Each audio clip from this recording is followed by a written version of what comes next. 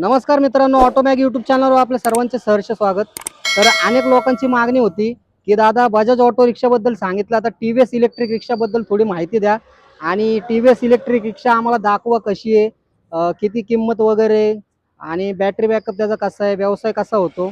तर तुमच्यासाठी घेऊन आलो मित्रांनो इलेक्ट्रिक टी व्ही एस रिक्षा. तर जाणून घेऊ आपण आपल्या त्या दादांकडून. चला. नमस्कार.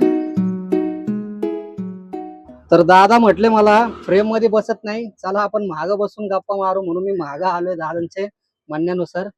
तर दादा तुम्हाला टीव्हीएस रिक्षा का घेऊ वाटली?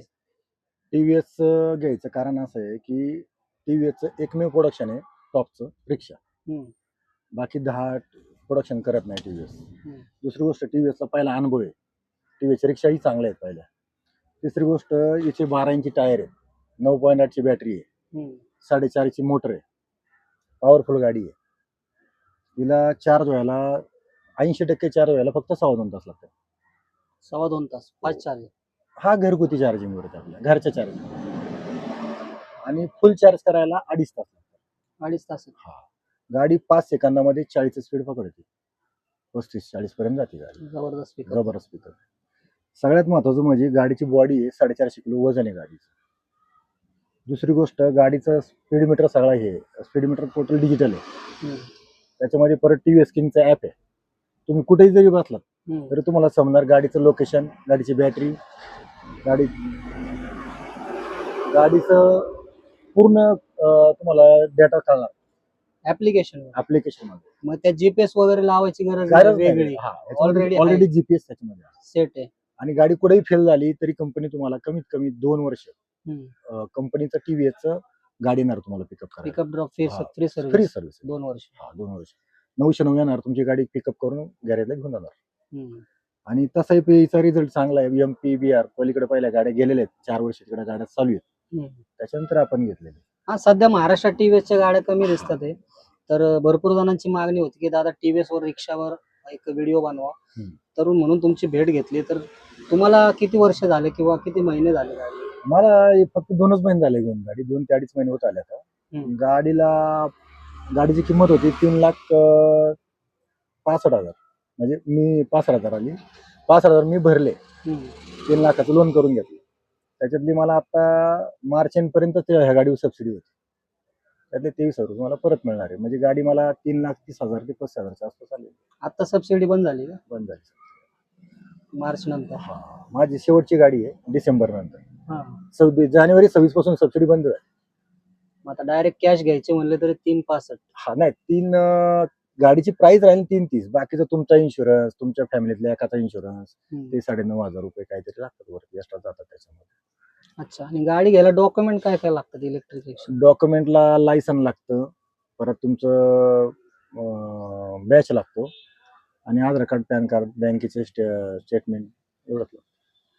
तेवढंच? म्हणजे रहिवाशी दाखला वगैरे, पोलीस इन्क्वायरी ते काय नाही, गाडीसाठी ते नाही लागत, ते बॅच मध्ये निघून जातं सगळं. बॅच म्हणजे बाकीची तुमची इन्फॉर्मेशन आहे, बाकी या गोष्टी नाही.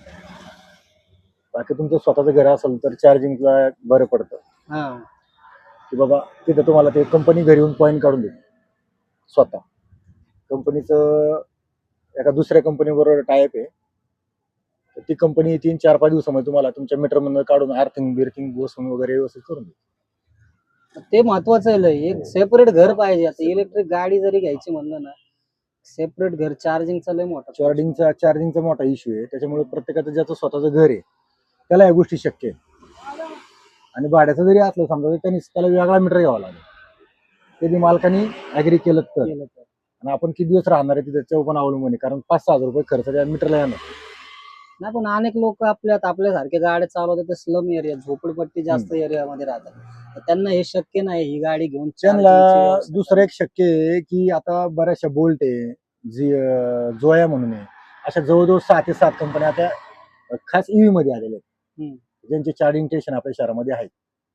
आणि त्यांचे हे पण आहेत, ऍप पण आहेत, त्याच्यावर टाकल्यानंतर तुम्हाला कुठे पॉईंट लगेच समजतं. फक्त झाले काय की काही कंपन्यांनी छोटं नाही काढलं, मोठ्या मोठ्या कारचं काढून ठेवलं पॉवरचं. आता तिथेही तुम्हाला अर्धा तास किंवा पाऊण तासामध्ये गाडी तुमची फुल चार्ज होऊ शकते, कारण तिथं पॉवर मध्ये असतं. तर रोज रोज जाणं आणि एक दिवस बोलणं याच्यात फरक आहे. पण इलेक्ट्रिक गाड्यांचं सध्या प्रमाण का जास्त वाढलेलं आहे, काय कारण आहे? इलेक्ट्रिक गाड्यांचं प्रमाण म्हणजे तुम्ही आज सीएनजी ची गाडी घेतली तर मिनिमम 10,000 रुपयाचा सीएनजी तुम्हाला महिन्याला भरावं लागतं. हम्म. 2,000चं पेट्रोल आलं म्हणजे 12,000, कसाही केलं तरी 12,000 खर्च आहेच. याला 12,000 हप्ता भरला.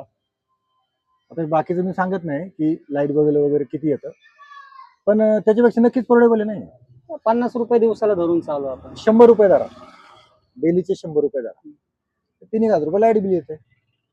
रोजची किती किलोमीटर पळते गाडी? 160-170 रुपये दिला एका चार्जिंगला. 160 ते 70 चांगली व्यवस्थित चालवली, विनाकारण झटके बिटके मार कुठं काय कर, विनाकारण रेस देन कचकन ब्रेक दाब, मग ती पॉवर जी जनरेट झालेली ती विनाकारण वायाच जाते ना शेवटी. दिवसभर बरं आहे तेवढं हा. धंद्यापुरतं, कारण एवढं आता हो. सध्या धंदा पण नाहीये. धंदाही नाहीये आणि 160 आणि 70 किलोमीटर भरपूर झालं. भरपूर 10 रुपयाने जर तुम्हाला 100 पडलं, किलोमीटर पण नाही. समजा तुम्ही 150 किलोमीटर गाडी पळवली आणि 10 रुपये जरी तुम्हाला किलोमीटरला पडलं, की चूक बोली इकडे तिकडे फिरणं, कस्टमर विचारणं किंवा कोणत्या अशा ठिकाणी गेले तिथे कस्टमर नाही मिळाल्यामुळे 4-5 किलोमीटर विनाकारण रनिंग होणं, असं जरी सगळं कॅल्क्युलेशन केलं तरी 10 रुपये जर किलोमीटर पडलं तरी 1,500 रुपये झाले असं होतं. बरोबर. म्हणजे ऍव्हरेज काढला पण आपला 10 रुपये किलोमीटर पडतंय बाबा. तर आपण एक समजा 150 किलोमीटर गाडी पळवली, तेवढी तर पळत नाही, पळून होत पण नाही होत तेवढा धंदाच नाही. तेवढा ना धंदाही पळणं. नाहीये आणि ट्रॅफिक आपलं आहे. आपण काय असे ते युपी बिहार सारखे नाही हा. की बाबा सकाळपासून नाही. आणि संध्याकाळपर्यंत नुसती गाडी पळा. आपण कसे घरदार संसारिक माणसं, हा. आपलं पहिलं घरच्यांना वेळ द्यायला लागतो, त्याच्यामुळे आपण सगळ्या गोष्टी पहिली गोष्ट म्हणजे आपण खायचं प्यायचं जे काय ते घरूनच करून निघायचं. बाहेर यायचं म्हणजे 100 रुपये खर्च आहे, ते बी काय म्हणजे त्याला व्यवस्थित लागेल, चव लागेल, नाही लागेल, तर लागली तर ते आपल्याला नीट पचवल्याची गॅरंटी काही नाही. बरोबर. विकतचं दुकान घेण्यापेक्षा आपल्या घरूनच पोट भरून नाश्ता करायचा, वाटलं तर डबा घेऊन यायचं, जेवायचं आणि पाणी घेऊन यायचं. लागलं तर कुठं पाणी घ्यायचं, तेवढंच खर्च, चहा प्यायचं बस. याच्या पलीकडे आपल्याला परवडत पण नाही आणि काय केलेलं ते बरं पण नाही. आणि मग काही बरोबर. एक्स्ट्रा काम करायचं आणि दुसऱ्याला देऊन पैसे द्यायचे, काय म्हणजे काम नाही. 65,000 तुम्ही डाऊन पेमेंट केलंय, हप्ता किती पडलाय तुम्हाला? 12,000 रुपये पडले. 12,000. हो. किती वर्ष? 3 वर्ष. 3 वर्ष. भरपूर झालं म्हणजे. तो रेटच आहे सगळीकडे 12.5 किंवा 12च्या पुढेच चालतंय व्याज. 12,000 म्हणले 3 वर्ष जरी म्हणले, 1 वर्षाचे तर किती झाले? 36,000 रुपये. 1,44,000 म्हणजे 1.5 लाखच धरा. हो. आणि 3 वर्ष हो. 4.5 लाख. हो. 65,000 डाऊन पेमेंट. हो. म्हणजे 5 लाखाच्या घरात गाडी चालली. अवघड आहे. 12,000 म्हणजे जास्तच. हप्ता कमी येतोय हा. पण मग व्याज वाढतोय परत अजून. आधी मध्ये सीएनजीच्या तुलनेत जरा हे जास्त वाटते, कारण सीएनजीचं आपण रिक्षाचं जरी घेतलं ना, आता मी स्वतः 0 डाऊन पेमेंट वर गाडी घेतलेली, मला 7,300 हप्ता आहे 5 वर्षाचा. आणि एक काही लोक 20-50,000 एक भरतात. आता एकाने 20,000 भरलेत, त्याला 8,200 हप्ता आहे 4 वर्षासाठी. तर ते कॅल्क्युलेशन करत होतो की बाबा ह्याचं जास्त जाते म्हणून, कारण इलेक्ट्रिक रिक्षा महाग पण आहे. बरोबर आहे म्हणणं. ते कॅल्क्युलेशन झालं तुमचं की त्या बँकिंगच्या हिशोबाने. माझं कॅल्क्युलेशन कसं होतं की तुम्ही 12,000 सीएनजी उडवणार आहे, आपल्याला फक्त 12,000 हप्ता भरायचा 3 वर्षाकडे. काहीच बघायचं नाही, बाकीचं काही डोकंच लावायचं नाही. आपण एकच डोकं लावायचं, 12,000 रुपये आपल्याला सीएनजी भरतोय, आपण सीएनजी भरतोय ना, हप्ता भरतोय. तर आता हे गव्हर्नमेंट सरकार रिक्षा परमिट बंद का नाही करत? जर रिक्षा परमिट बंद केली तर इलेक्ट्रिक रिक्षाला प्राधान्य मिळेल, जास्तीत जास्त लोक इलेक्ट्रिक रिक्षा घेतील. परमिट बंद करत नाही सरकार. मात्र सरकारचं कसं आहे की सरकार परमिट बंद करल. आता काहीतरी ठराविक गाड्या असतील प्रत्येक कंपन्यामध्ये, लाख समजा काय बाबा टीव्हीच्या लाखभर असतील, बजाजच्या लाखभर असतील, ज्या सीएनजीच्या आहेत. मग सीएनजीच्या गाड्या तेवढा कंपनीला ते पहिलं काहीतरी टार्गेट देतील की या वर्षापर्यंत हे संपून टाका स्टॉक. हा स्टॉक संपल्यानंतर मग ईव्हीचा स्टॉक वाढवतो, म्हणजे हा 50% कमी केला की हा 50% ईव्हीचा वाढवायचा पुढे. ईव्हीला तर काही परमिट नाहीये, म्हणजे परमिट नावाचा विषय कॅन्सल झालेला आहे तो. आता सध्या फक्त सीएनजीला आता परमिट जरी जमा झालं तरी 10,500 शेवटी गव्हर्नमेंटला भेटतात. गाड्या खपत्यात, गाड्यावरती जीएसटी भेटतोय, सीएनजी वरती जीएसटी भेटतोय. सरकारला टॅक्स पाहिजे सगळ्या बाजूने. तुमचा धंदा होतोय नाही होतोय. रस्त्यावरती आज जवळजवळ मी कालच एका मुलाने मला सांगितलंय 3,70,000 रिक्षा आहेत पुण्यामध्ये. बापरे. अधिकृत आकडा सांगितला. प्रवासी किती आहेत? 3,70,000 हा पुणे आणि पिंपरी चिंचवड मध्ये रिक्षा आहेत परमिटच्या. आता त्याच्यामध्ये 10,000 अजून विदाउट परमिटचे, म्हणजे आमच्यासारख्या ईव्हीच्या आले असतील. आणि तरुण पोरांना काम नसल्यामुळे तरुण पोरांना बरं वाटतं की बाई चला ही सोपा विषय आहे. हम्म. पण प्रत्यक्ष याच्यामध्ये आल्यानंतर समजतं की याच्यामध्ये एमटी किलोमीटर कधी गाडी पळते, गाडी घेतल्यानंतर ती कुठं थांबायचं, कुठं कस्टमर आहे, आणि ह्या कंपन्यामध्ये कस्टमरला सांभाळण्याची स्पर्धा जोरात चालू आहे. ओलाला त्याचं कस्टमर सांभाळायचं, उबरला त्याचं कस्टमर सांभाळायचं. त्याच्यामुळे ते रिक्षावाले रोज येत आहेत. रेट कमी जास्त करत असतात. आणि नवीन कस्टमर आला की त्याची फर्स्ट राईड असेल की आपल्याला दाखवणार 70 रुपये, आणि कस्टमर उतरले की 25 रुपये देऊन जातो का त्याची फर्स्ट आणि राईड. सगळ्यात महत्वाचं रिक्षावालेच ऍडव्हर्टायझिंग करतात, महागच हुडवर लावतात जाहिरात त्यांचीच, फर्स्ट राईड फ्री, आणि नंतर बॉम्बा मारत बसतात की पैसे कमी आता हे माझ्या संग दोनदा झाला असं. एकदा मी 70 रुपये झाले, ते माणसाच्या स्क्रीनवरती 25 रुपये आले. त्याला म्हणलं अगोदर सांगायला काय आलं, मला मेरे को नाही मालूम असं तसं. मला आता काय 60 आणि 70 रुपयासाठी केवळ खिचखिच करणार माणूस तर करून घेणार. ते उगा आपली चिडचिड वाढते आणि चिडचिड आपण होण्यासाठी ते सोडून देतो. 60-70 रुपये आपल्या हरवले म्हणून सोडून द्यायचं आणि चालायचं पुढे. कंपन्या ज्या आहेत ना, ह्या गव्हर्नमेंटला जीएसटी भरतायत. आता बाकीचं काही आपल्याकडे काही दुसऱ्या गोष्टी बोलण्यासारख्या नाही, देत असतील, पण कसं आहे आता आपल्याला उघड त्या गोष्टी माहिती नाही. आता उबर इंटरनॅशनल कंपनी आहे, तिच्या देशामध्ये काम चालतं, इथेही काम चालते. पहिले उबरवाल्यांना, ओलावाल्यांना, रिक्षावाल्यांनी रिक्वेस्ट करून म्हणजे आम्हाला तुमच्यात घ्या. ते काय तुम्हाला पहिली गोष्ट म्हणजे रिक्षावाल्यांना त्यांनी हे केलं होतं ना अगोदर, रिक्षाने संप केले. आता आंतरराष्ट्रीय व्यापार आहे, डायरेक्ट ट्रम्प साहेबाला नडू शकत नाही डायरेक्ट, असा विषय आहे तो. उबर बॅन करायचं म्हणलं तर नाही करू शकत. तर गव्हर्नमेंटला टॅक्स पाहिजे, ते त्याच्यामुळे टॅक्स मिळतोय गव्हर्नमेंटला, आणि गव्हर्नमेंट पाहते उद्योजकांना त्यांच्या कंपन्या चालवायच्या, त्याच्यातून गव्हर्नमेंटला टॅक्स जातोय, रोजगार निर्मिती होती. असं गोल चक्र आहे सगळं. त्या चक्रामध्ये सगळे आहेत, आपल्यापासून रिक्षावाल्यापासून कंत्राटीमध्ये काम करणारे लोक आहे, आपण आहे, रिक्षावाले, हे सामान्य माणसाची त्याच्यावरतीच चाललेले आहे सगळं. तरी सामान्य माणसांना माहिती आहे या सगळ्या गोष्टी, माहिती तरी अडकून पडतात. रिक्षा बरोबर तुम्ही आहे ना दुसरं 2-4 तास काहीतरी पार्ट टाइम किंवा पुढं. आता कसं होतं, प्रत्येकाचं ते आवड आणि निवड वेगवेगळी असते. कुणाला का बाबा मोबाईल रिपेअरिंग येते, तर ते काहीतरी कला शिकली पाहिजे. काही कला नाहीये, नाही आता सध्या कलाच नाहीये, काय राहिलं नाहीये. फक्त ज्याच्याकडे कला आहे ना, ती कला आत्मसात करावी लागते, आणि विद्या ही दिली जाते. कोणतरी तुम्हाला विद्या दिली म्हणून रिक्षा गेली तुम्ही, ही विद्या आहे फक्त, ही नाही, याचं काही खरं नाहीये. पोट भरण्याचं साधन झालंय फक्त, साधन आहे ही विद्या. त्याच्यावर तुम्ही काय मोठं होऊ शकत नाही, काहीच करू शकत. आता आमच्याकडे झालंय की बाबा आम्हाला कुठे जॉबला गेलं तर आमच्याकडे अनुभव एक्सपिरियन्स आहे, पण आमच्याकडे बघून आम्हाला म्हणतील नाही तुम्हाला हे नाही होणार, ते काम नाही करणार. आणि आता काय झालं, सगळं ऑटोमेशन झालेलं आहे. त्याच्यामुळे तिथं आता मी पण व्हिडिओ बनवतोय, हा पण माझा पार्ट टाइम जॉब झाल्यासारखाच आहे. म्हणजे काहीतरी करण्याचा प्रयत्न आहे, रिक्षावर अवलंबून न राहता लोकांनी जोडधंदा केला पाहिजे. पण तरी सरकार त्याला त्या गोष्टीला मध्येच आडा घालते की तुम्ही नोकऱ्या करू नका, फक्त रिक्षा चालू. आता काय झालंय माहितीये का, आता महिंद्रा सारखी कंपनी तिथे तुम्हाला असे स्किल वर्करची गरज नाही राहिली, सगळी यंत्रणा आलेली आहे टोटल. एकदा प्रोग्राम टाकला ना काम चालू होतं. त्याच्यामुळे ईडी गाबाळी भरूनही काम चालते, 10वी-12वी चालते, काही चालते. पहिल्यासारखं प्रेस ऑपरेटर पाहिजे असं काही नाही, CNC तज्ञच पाहिजे असं काही नाही. तिथं कुणी काम करू शकतं, बटनावर काम चालू आहे. त्याच्यामुळे आता इथं काही राहिलं नाही शहरामध्ये. जसं पहिलं शहर स्किल कामगाराला एक हे होतं, एक मागल तेवढा पगार होता आणि सगळ्या फॅसिलिटी फॅसिलिटी होत्या. पण आजकाल तसं दिसत नाही, तसं काय राहिलेलं नाही. कंपनीत नवीन माणूस भरती करतात आणि त्याला तोच मालक सगळं ते CNC ऑपरेटर करायला शिकवतो, सगळं माहिती. त्याच्यामुळे आता कंपन्यांमध्ये सुद्धा टोटल कंत्राटी जॉब आहे. कंत्राटीमध्ये तुम्हाला कटिंग बिटिंग होऊन 16-16.5 पर्यंत पगार आहे. फुल 6 दिवस काम करायचं, 8 तास, सकाळी 6:30 ते 3:30, बिलकुल सुट्टी नाही. बरोबर. त्याच्यामुळं असं झालेलं आहे, आणि याच्यातनं काय पर्याय नाहीये, हे असंच चालणार आहे.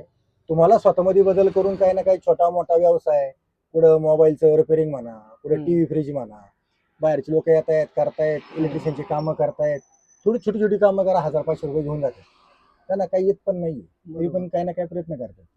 आपल्याही पोरांनी केलं पाहिजे, इलेक्ट्रिशियन केलं पाहिजे. आता अनेकांना वाटतं धंद्यात लय पैसा आहे, अनेक जण व्हिडिओ टाकतात नाही का, 2000-3000, त्याच्यामुळे लोक येतात. याच्यामध्ये तुम्ही जर 100 रुपयाचं भाडे घेऊन गेला ना, दुसरं 50 रुपयाचा स्वतः करतात, 4-5 किलोमीटर फुकाट फिरणं, फुकट फिरावं लागतंय, फुकट बसावं लागतंय, वेळ घालवावा लागतो त्या गोष्टीला. उगाच पैसा दिसतो म्हणजे पैसा हाय असा नाही पैसा, पण त्या गोष्टीला किती पळावं लागतं हे आम्हालाच माहिती. 2000 रुपये मिनिमम कमावं लागतं, हा रेशो आहे.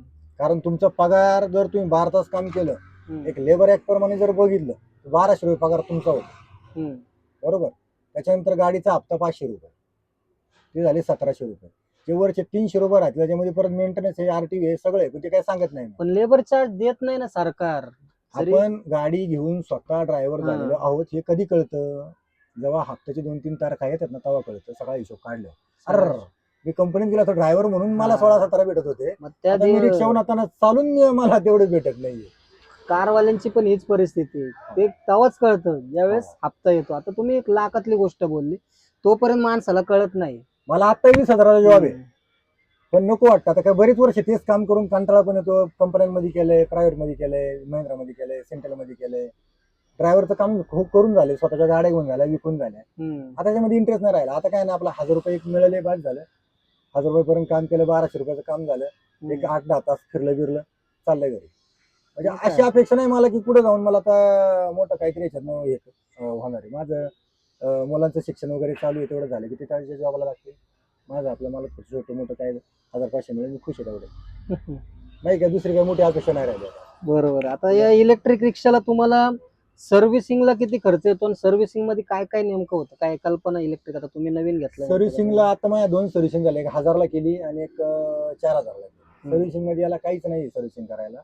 खालचे जे आपले रबरचे कोण आहेत ना चाकाच्या आतमधले, त्याच्यामध्ये फक्त ग्रीस बार, ग्रेस, ऑइल ऑइल नाही, काहीच ऑइल नाही, ऑइल बिलकुल नाही. एअर ऑइल, ब्रेक ऑइल काहीच नाही. ब्रेक ऑइल आहे समोर, पण ब्रेक ऑइल काही लागत नाही एवढं. समोर दिसतं एवढं एक ब्रेक ऑइल आहे, पण बाकी काहीच नाही. ग्रीस तेवढं, फक्त ग्रेसिंग, फक्त ग्रीस. म्हणजे 300 रुपये सर्व्हिसिंगला खर्च. 300 रुपये म्हणजे आता सीएनजीच्या बदल्यात ते सीएनजी ला 1,200 रुपये खर्च आहे फक्त सर्व्हिसिंग, ऑइल वगैरे चेंज करणं तेवढंच. बाकी खर्च वेगळा येतोच, पण मिनिमम 1,200 रुपये शोरूमला खर्च आहे. तसं ठीक आहे, इलेक्ट्रिक रिक्षाला सर्व्हिसिंग नाहीये, तो एक खर्च वाचतोय. बरं आहे. आणि ह्या गाडीचे जेवढे स्पेअर पार्ट आहेत, म्हणजे आपण म्हणतो की बजाज इथं बनती, बजाज इथं बनती, ह्या गाडीचे स्पेअर पार्ट पण आपल्या पिंपरीतून पुणे या मेडिसिनला जातात सगळे. ते पण मी सांगतो मला. त्याचे जे सगळे स्पेअर पार्ट आहे, त्याचे डायमेन्शन्स आहेत, हे सगळी टेक्नॉलॉजी इथलीच तिकडे जाते. जे बजाजचे व्हेंडर आहेत ना, तेच टीव्हीएसचे पण व्हेंडर आहेत. अच्छा, असं कोणी समजू नका की बजाज मध्ये ब्रँडेचे म्हणजे बजाजनेच. नाही बजाजला आता महाग टाकलंच टीव्हीएसने. आता आणि टीव्हीएसने बजाजचं टाकलं सीएनजी रिक्षा मध्ये. हा याचा टाटाचा पात्र आहे, टाटाची बॅटरी, टाटाची वॉरंटी 8 वर्षाची आपल्याला ह्यांनी दिली, आपल्याला 6 वर्ष. बॅटरी टाटाचीच, त्याच्यावरती लॉकची बॅटरी होती, त्याच्यावरती नाव आहे टाटा. बघू आता आपले प्रेक्षक तुमचा व्हिडिओ बघून जास्तीत जास्त इलेक्ट्रिक रिक्षा ज्यांना इलेक्ट्रिक रिक्षा घ्यायची असेल ना, त्यांनी टीव्हीएसची बिंदास घ्या, काही टेन्शन नाहीये. आणि साऊथ मध्ये तर ऑलरेडी गाडी चालू आहे. साऊथ मध्ये मला वाटतंय एक 4-5 वर्षापासून चालू आहे त्यांच्या एरियामध्ये. इकडे युपीला चालू आहे, एमपीला चालू आहे. तिकडे फक्त सीटावरती ओव्हरलोड मध्ये भरतात युपी एमपीला, पण इकडे चालू आहे साऊथ. हा जी नवीनच इंटर झालेली कंपनी आहे, त्याच्याने कधी सायकल नाही बनवली, ते रिक्षा घेऊन आला असं नाही, त्यातल्या गाड्या नका घेऊ. कारण याचे डायमेन्शन, याचा सीडी आणि फक्त रिक्षाच प्रकारची कंपनी. आता महिंद्राचं कसं आहे, महिंद्राचे 50 गाड्या पहिल्या ऑलरेडी आहेत. कार आहे, अमकय टमकय डमकय, ते काय सर्व्हिस देऊ शकतील, त्याची काय गॅरंटी आहे?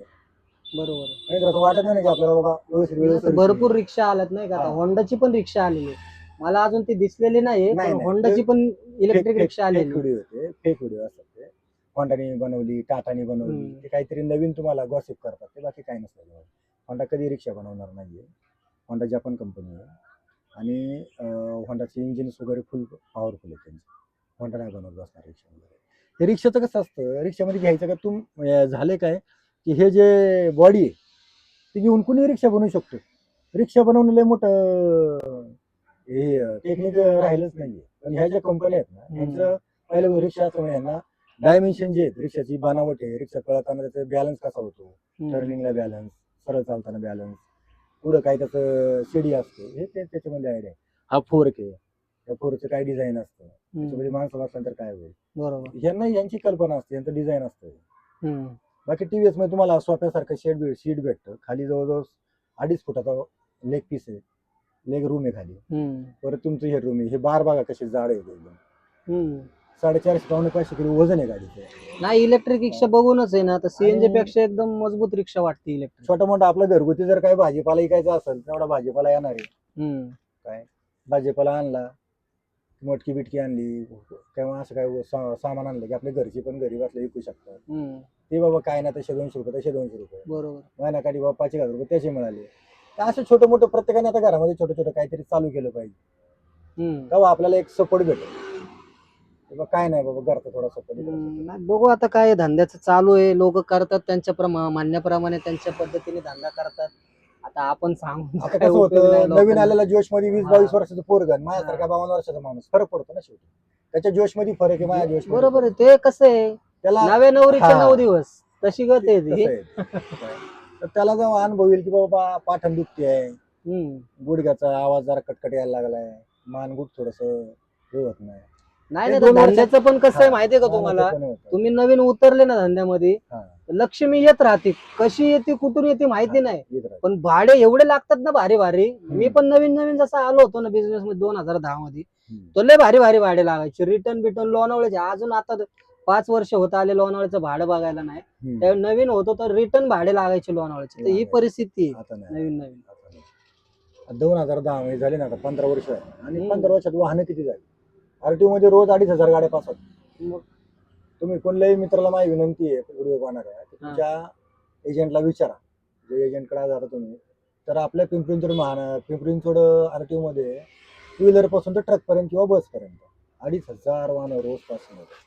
म्हणजे रस्त्यावरती वाहनं येतात किती, होतच असतं. त्यातल्या रिक्षा किती असतील, 70% रिक्षा आणि टू व्हीलर आहे रस्त्यावरती. तर प्रत्येक याचा बूम येतो आणि तो बूम 5 वर्षामध्ये फिनिश होतो. रिक्षाचाही बूम आलेला आहे.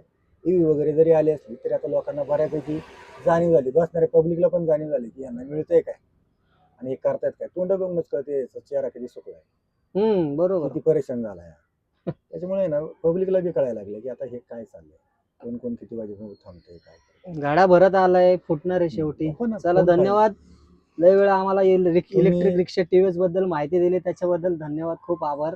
धन्यवाद. चालतंय. तुमची पण आज गाड पडली, तुमचे पण व्हिडिओ पाहत असतो, चांगले व्हिडिओ बनवता तुम्ही आणि धन्यवाद. वास्तववादी असतात त्याच्यामुळे ते पाहावंसं वाटतं. काल्पनिक नसतं तुमच्याकडे, जे काय ते आमने सामने असं, त्यामुळे बरं वाटतं पाहायला. धन्यवाद. त्यांचे सरांचे व्हिडिओ पाहत जा, चांगले व्हिडिओ बनवतात. थोडस मनाला स्पर्श करून जायला असं बोलतात. ठीक आहे, धन्यवाद. चला मित्रांनो, व्हिडिओ आवडला असेल तर नक्कीच आपल्या मित्रांना शेअर करा आणि चॅनलवर नवीन असेल तर सबस्क्राईब करायला विसरू नका. भेटूया आपण आपल्या पुढच्या अशाच नवीन इंटरेस्टिंग व्हिडिओमध्ये. तोपर्यंत गुड बाय. जय महाराष्ट्र. जय महाराष्ट्र.